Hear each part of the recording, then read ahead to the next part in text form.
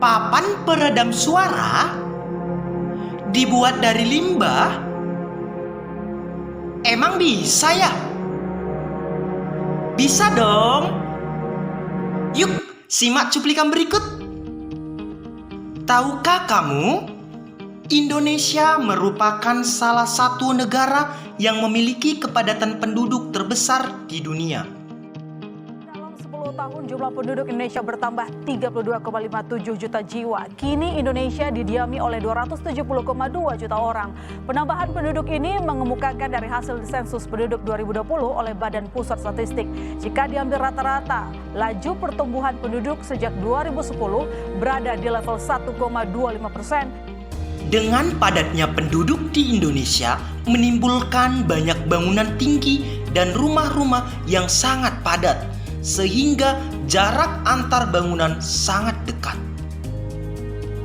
Alhasil, banyak masyarakat yang sangat terganggu dengan suara yang padat di sekitar rumah atau bangunan tersebut dan menyebabkan kurangnya rasa aman dan nyaman.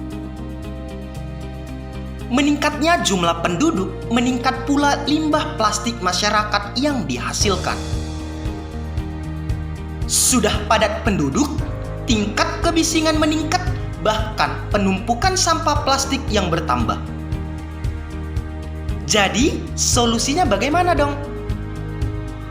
Tim Pramubot bersama Daniel Pratamatamba dari Universitas Sumatera Utara menemukan solusi dari dua permasalahan tersebut, yaitu tumpukan limbah plastik LDPE yang dikombinasikan dengan ampas tebu akan disulap menjadi papan komposit peredam suara sebagai produk yang ekomaterial.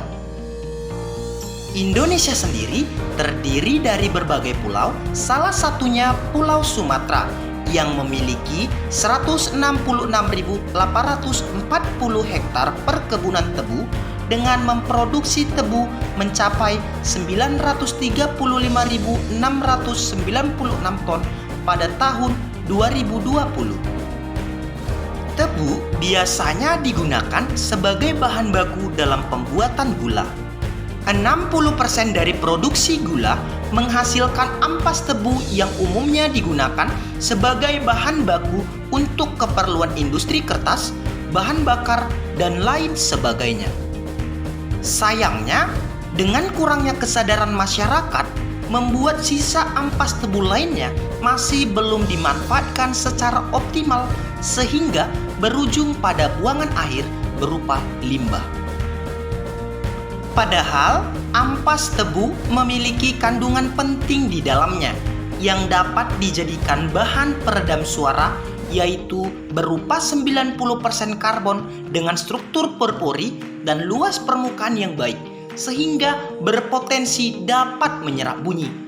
Bahkan, beberapa penelitian yang telah dilakukan oleh Puspitarini dan teman-teman bahwa material berbahan ampas tebu memiliki nilai koefisien serap bunyi yang mencapai 0,9 pada skala frekuensi bunyi 600 sampai 2000 Hz. Lalu, bagaimana pula dengan keberadaan plastik di Indonesia? Plastik jadi barang yang tak bisa dihilangkan di kehidupan kita sehari-hari. Sayangnya, penggunaan plastik yang makin masif tak dibarengi dengan pengelolaan sampah yang bertanggung jawab, sehingga plastik berakhir di laut dan mengganggu ekosistem. Berdasarkan data Kementerian Lingkungan Hidup dan Kehutanan atau KLHK, total sampah nasional sebesar 68,5 juta ton, di mana 11,6 juta ton diantaranya merupakan sampah plastik pada tahun 2022. Tahukah bahwa keberadaan sampah plastik yang melimpah di sekitar kita terbagi atas beberapa jenis loh? 1. Polyethylene terephthalate atau PET atau PETE. 2. High Density Polyethylene atau HDPE. 3. Polyvinyl chloride atau PVC. 4. Low Density Polyethylene atau LDPE. 5. Polypropylene atau PP. 6. Polystyren atau PS. 7. Other atau lainnya. Dari jenis-jenis plastik tersebut, ternyata jenis plastik LDPE dapat digunakan sebagai matriks atau pengikat pada pembuatan papan komposit. Bahkan, beberapa penelitian mengungkapkan bahwa plastik jenis LDPE berpotensi dalam meredam suara. Salah satunya penelitian yang telah dilakukan oleh Kurniasari dan kawan-kawan pada tahun 2019 menyebutkan bahwa material plastik dapat menjadi alternatif material yang mampu mengurangi suara yang berlebihan masuk ke dalam ruangan melalui refleksi bunyi, di mana sampel plastik yang digunakan dapat bekerja paling baik pada frekuensi 5000 Hz. Berdasarkan penjelasan tersebut, maka dilakukan penelitian dengan judul Inovasi Papan Komposit Peredam Suara berbasis ekomaterial dengan kombinasi limbah ampas tebu dan plastik LDPE.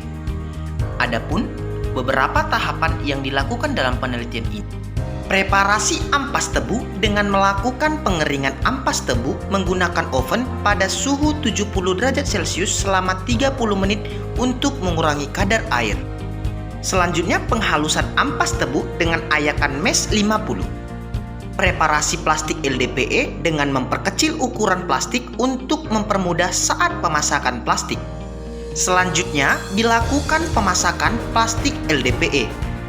Dan tahap terakhir, dilakukan pencampuran kedua bahan baku setelah plastik mencair pada alat pencetak. Produk papan komposit yang diperoleh dilakukan analisis berupa kadar air, densitas, kuat tarik yang mengacu pada SNI, dan analisis koefisien absorpsi bunyi. Hasil analisis kadar air dan densitas dapat dilihat pada gambar tersebut bahwa terdapat perbedaan kuantitas pada variasi ketebalan papan komposit dari hasil kadar air dan densitas. Variasi ketebalan 1 cm memiliki nilai dominan lebih tinggi daripada ketebalan 2 cm. Kadar air dalam papan komposit yang diperoleh dari variasi jumlah ampas tebu dan ketebalan telah memenuhi standar SNI. Densitas papan komposit yang diperoleh pada variasi jumlah ampas tebu 35 dan 50 gram dengan ketebalan 1 cm belum memenuhi SNI, dikarenakan struktur yang berpori dimiliki ampas tebu dapat menurunkan densitas bahan. Hasil analisis kuat tarik dan koefisien absorpsi bunyi pada papan komposit dapat dilihat pada gambar tersebut bahwa hasil nilai kuat tarik papan komposit pada variasi jumlah ampas tebu maupun ketebalan telah memenuhi SNI sebesar 0,147 MPa. Papan komposit pada variasi jumlah ampas tebu 65 gram dan ketebalan 2 cm memiliki kemampuan meredam suara yang paling tinggi sebesar 88% pada frekuensi 5000 Hz. Analisis terakhir dilakukan dengan analisis scanning elektron mikroskopi atau SEM dengan perbesaran 5000 kali, yaitu persebaran ampas tebu yang tidak merata dan berjarak menyebabkan permukaan papan komposit menjadi kasar, tetapi adanya pori-pori yang dihasilkan dari ampas tebu meningkatkan penyerapan suara pada papan komposit. Terima kasih kepada Teknik Kimia Universitas Sumatera Utara yang telah mendukung saya dalam menyelesaikan karya ini, serta Nusantara Muda bersama Universitas Nahdlatul Ulama yang menjadi penyelenggara kompetisi Mandalika Esai 4 tahun 2024. Tidak lupa juga saya ucapkan terima kasih kepada para dosen, orang tua saya, dan teman-teman sekalian yang sudah mendukung dan membantu saya dalam penyusunan seluruh rangkaian untuk persiapan kompetisi Mandalika Esai tahun 2020. Assalamualaikum warahmatullahi wabarakatuh. Shalom, Om Swastiastu, Namo Buddhaya, salam kebajikan.